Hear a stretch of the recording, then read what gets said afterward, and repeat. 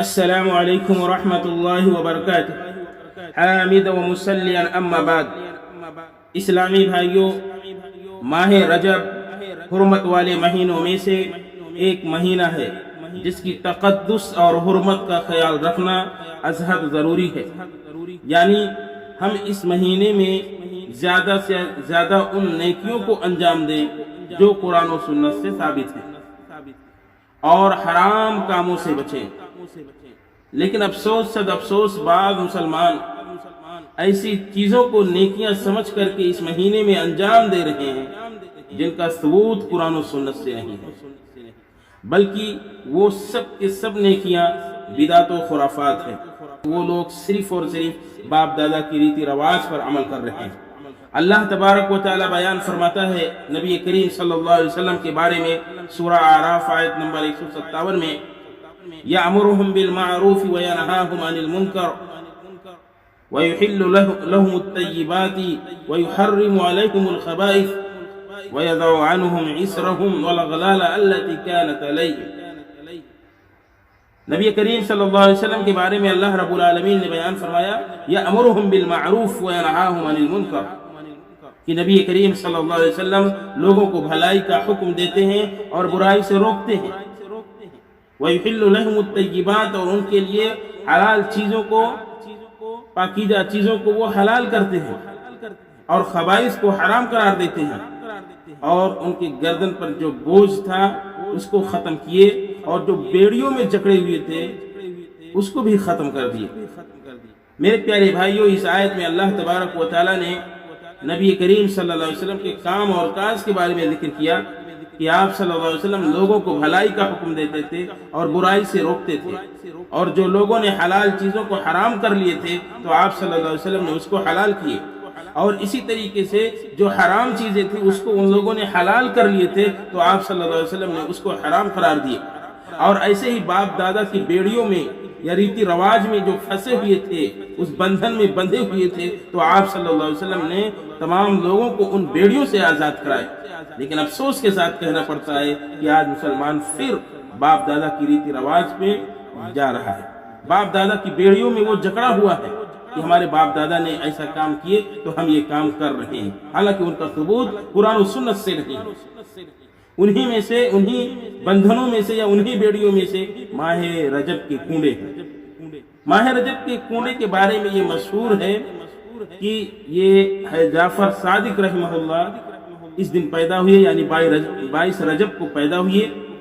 اور بعض لوگ کہتے ہیں کہ 22 رجب کو وفات ہوئی، اس لیے ہم ان کے نام کا کنڈا رکھتے ہیں۔ کنڈا ہے کیا؟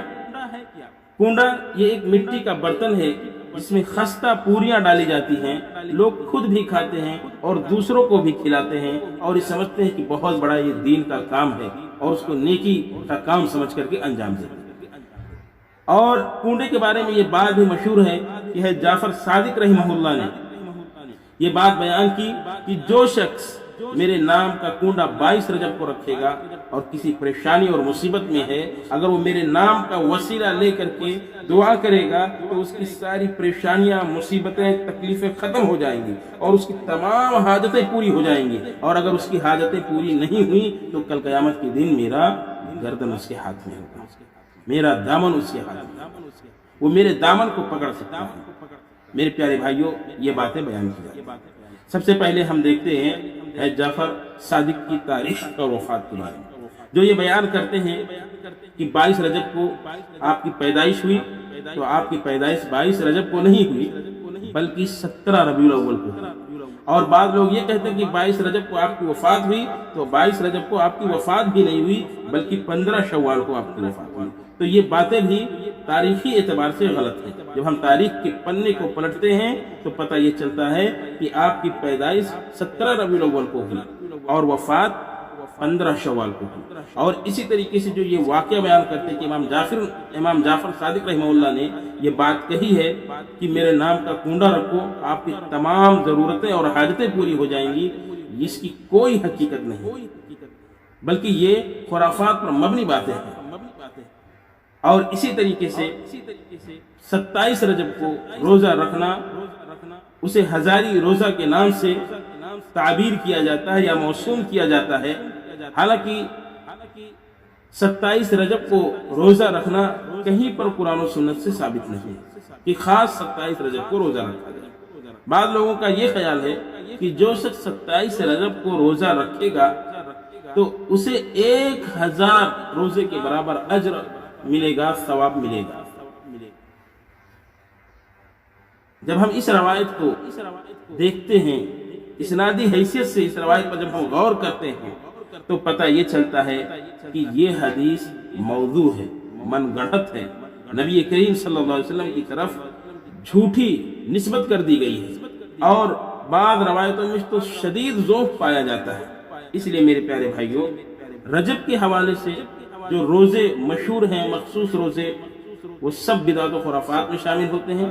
معلوم یہ ہوا کہ ماہ رجب حرمت والے مہینوں میں سے ایک مہینہ ہے، اور اس مہینے میں مخصوص اعمال قرآن و سنت سے کچھ بھی ثابت نہیں۔